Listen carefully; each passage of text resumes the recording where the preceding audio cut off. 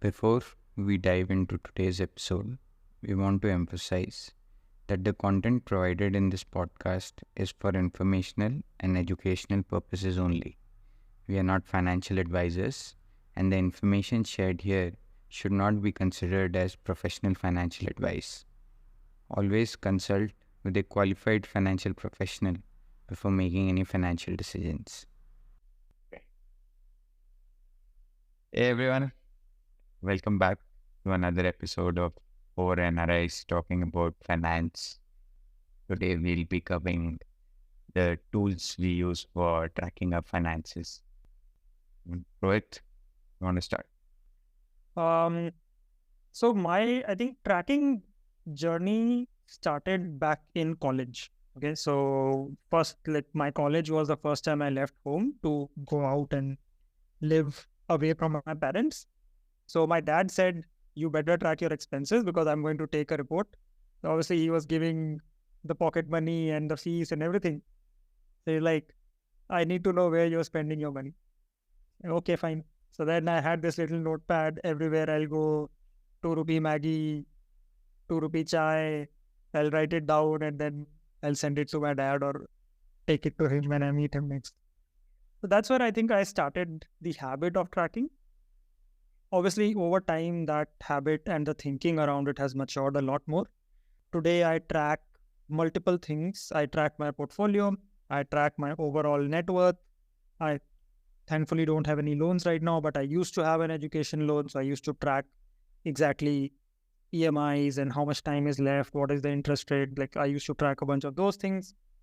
So my personal feeling, there are different levels of tracking that you can do. If you are like a little bit nerdy, I would say you can go really deep into tracking and it can be a lot of fun.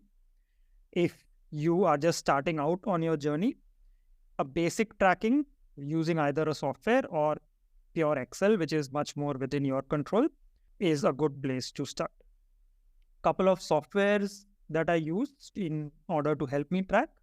Excel is my main like go-to thing because I like to have full control over the way I'm tracking, what categories I want, etc. So I always prefer Excel, but obviously it's a little bit more work to go into every single account that you have and kind of manually figure out what's going on. In Singapore, there is a software that I use called Planning Bee. So Planning Bee is an app that you can download and it integrates with your bank account and your credit cards.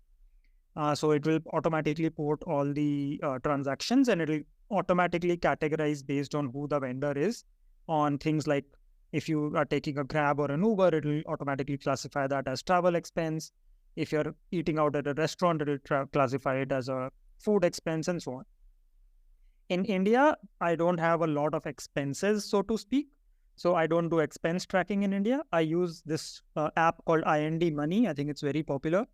So IND Money allows me to mostly track my portfolio. So it automatically integrates with like mutual funds and stuff, with my bank accounts, as well as direct stocks if I have any.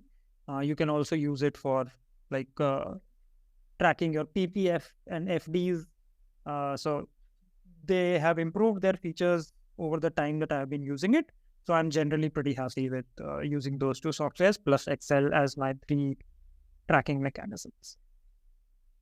Ishan, you want to talk about that? Well, I have a very quick answer. I have very simple tracking techniques. I use so I'm not a big user of cash, and I haven't been for a very long time because I started my career in credit cards and kind of was a very heavy user of cards. So my tracking primarily is in Excel. I effectively import my card statement into Excel, categorize my expenses just to keep track of where is it that I'm spending and how much I'm spending. And if in particular months my spending goes out of normal range, then I want to just, realize it. Because sometimes if you're just not paying attention and you have an automatic debit to pay off your credit cards, it can keep happening. And you just ignore the fact that you've suddenly spent 50% more than you normally would. Yeah. And it also gives you an indication of what it is that your lifestyle expenses are. So we've discussed some of these things when it comes to what funds you want to park in and everything. So you have what kind of insurance you might need, or what is it that you're planning for ahead. It helps if you know what your baseline is.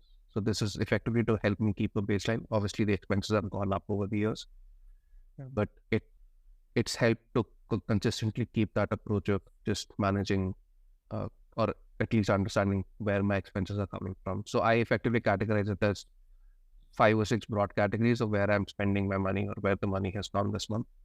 And then I at least know that, okay, my transport expenses went up this month. Maybe I need to stop taking cabs, or food expenses went up this month. Maybe I ate out too much, which again, I'm not saying you have to take an immediate action, may not be great insight, but at least it's a good reminder for yourself so you can track to it next month. The other thing which is slightly different, which I've done, is I effectively have 3 accounts. So I keep one account for my regular expenses, which is the account I would touch for paying my card bills, for paying any other thing, any transfers that I need. I keep a separate savings account, which is my emergency funds account, which I don't touch.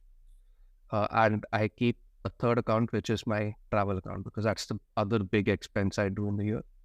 So on a monthly basis, I put money separately to it. So me and my wife both will put money into it. And it effectively helps us track that we saved enough if we want to do like 2 trips this year, or even if money rolls over from the previous year to the next year, you have enough money in that you can actually take a trip. So just having those separate accounts, it allows you to also bucket it in your head. I would love if I had a tool which allows me to bucket it differently. So if you're saving for a particular goal, you could track that I have saved so much for that goal. But right now, in a very nascent way, I do it with my bulk accounts. I have a question for you. You mentioned, for example, that you track if you spend a little more on transport, or you spend a little more on like food or restaurants.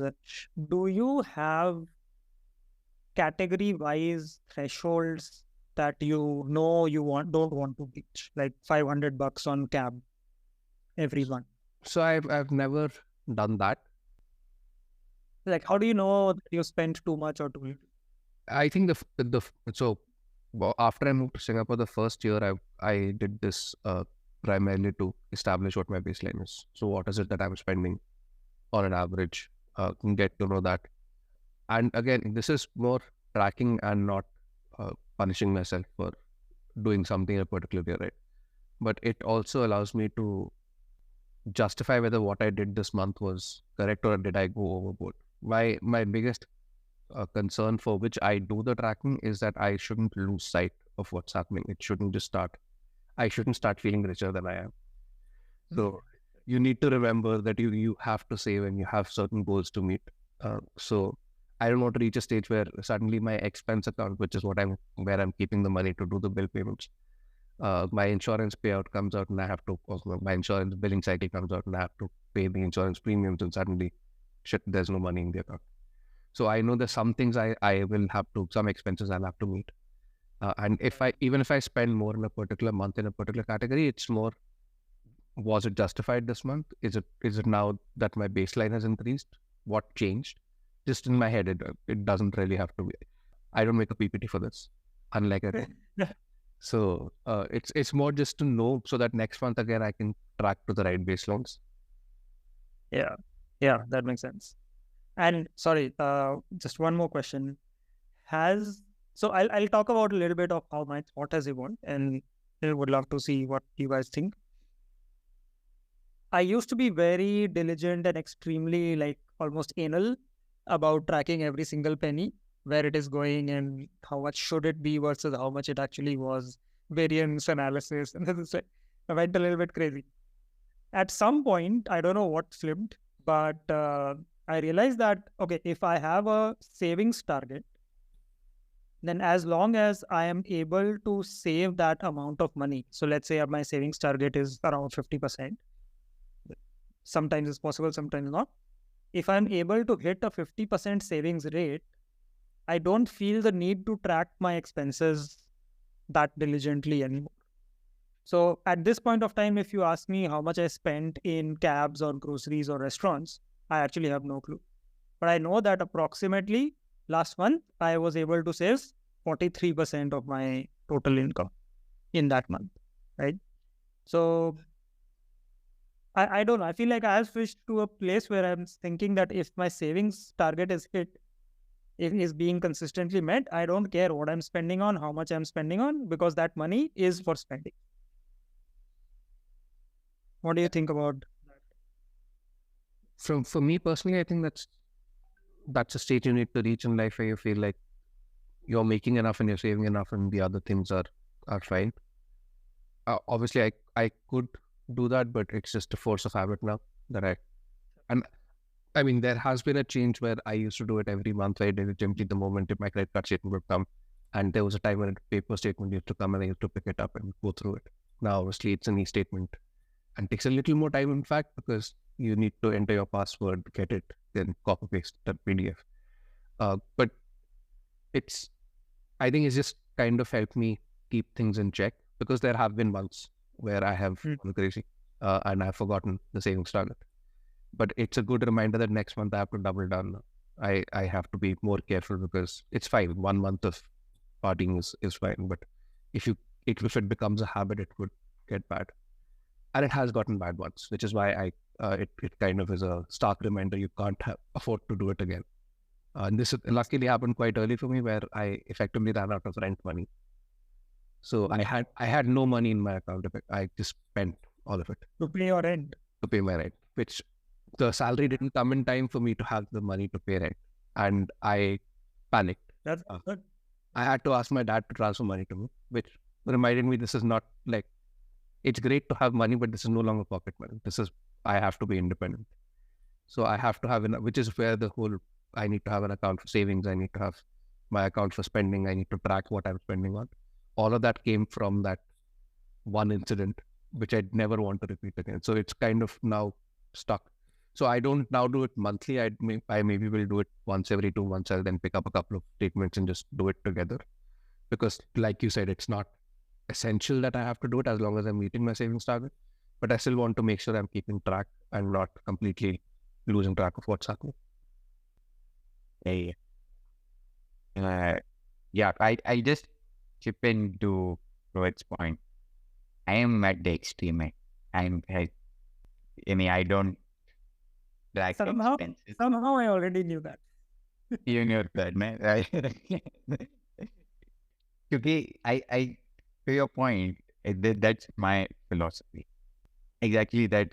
If you save enough, then, and I used to track expenses at one point in time, but I've also gotten to a stage where I think if you save a particular amount every month, and I don't see that also, but I see it in 4 or 5 months once. But the idea is if you keep looking at where the money is going, personally, it just makes me anxious. Yeah, यहाँ जा रहा है, and then you start panicking in the next time you go out to eat or you buy clothes or all of that. Now I remember that's exactly why I stopped doing it. Because I was getting so stressed out and I was like fighting with my wife. So I was like, okay, this can't continue. Please. Exactly. It was a wide point. So, and yeah, it's also one of the reasons I don't track my investments so closely. But we can get to it in another episode. MK, you want to go first on your tools and then I can finish it. I think I am the most rigid out of the four in this topic particularly. So I revisit. So I want to split it into budget and investment. And so that will be keep investment concentration. In terms of budgeting, I do have category-wise limits of what it can be. But again, it's a thin line between punishing myself versus knowing what should be my limit. So I have those limits. I'm not too stringent if I cross those limits. But if, let's say, for travel, I spend like $500 every month and my threshold was $400. And if it goes like that for 3-4 months, I think it's time to revisit my budget rather than saying that I should spend $100 lesser every time. So I have a strict budget policy where every 3 months I revisit what my limits should be. And I track once a month. So once my statements are in, I just like put it in. But also for the sake of simplicity, what I do is like, I've also gone through the journey of trying different tools. and like then I settled with one app called as Expense Manager. I would also actually recommend you guys to give it a try because it's been very simple, and you can have separate budgets as Ishan was saying that you can save for travel, you can save for other goals. That's my policy currently, and in terms of accounts as well, like I have simplified into 3 to 4 accounts at max. And in terms of savings, once my salary is in, I have like auto debit kind of things which will automatically go to those accounts. So whatever is remain is going to be monthly spend money, which makes it much easier to not cross certain limits. For example, like I don't have money to pay my rent, sorts of scenarios.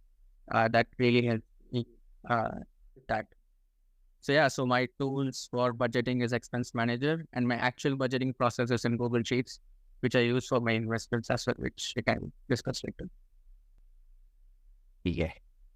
For me, as I might have alluded to, it's very simple. Yeah. I don't use any tools for tracking. I have a few bank accounts in India and in Singapore. So what I do for at least monitoring कि वही save हो रहा है कि नहीं एक particular amount.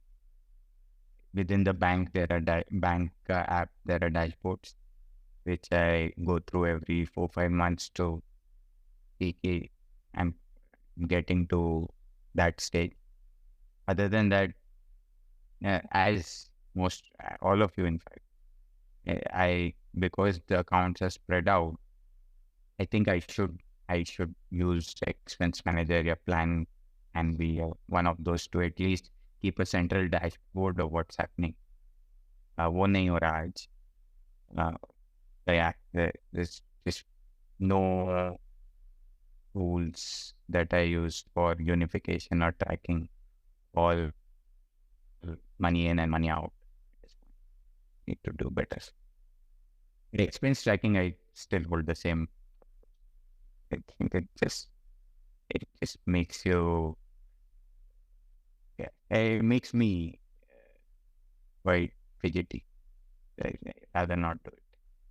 Yeah, I think behavior is a big part of like there are what you might call best practices कि हाँ ये करना चाहिए, but हमेशा I think context is important कि आपकी लाइफ ही खराब हो रही है वो बेस्ट प्रैक्टिस करने से, तो फिर let it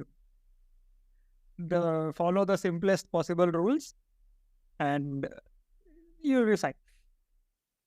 The money that does not make you happy is money that you don't want. हाँ सही है. ये मैंने अभी बनाया है सोचते सोचते. पर एक और चीज मैं इसमें इंक्लूड कर दूंगा on and this is something that while talking to a friend recently came up. Friend who's a financial advisor. We've already crossed the time limit for today's session, but I just put it in maybe for next session. And if you guys have thoughts, brief thoughts, we can cover it now also. Some of the worst decisions in investments are made by people who are tracking their investments very closely, day in, day out, or even week in, week out, because you get influenced by changes in the market. You tend to be eager to take action, which leads to. So जो उसने एक line बोली थी जो I think कहीं से उसने उठाई थी कि the best investors are dead investors. I think it's a book. He said it's proven somewhere through stats. So if you have any quick thoughts, you can cover it. Yeah, बहुत interesting on a topic actually to need a separate session in itself. But one thought I would like to share now quickly is that इसलिए unless you have a goal when you start investments, you are not going to make money out of it, even if the investment tool gave you the required return.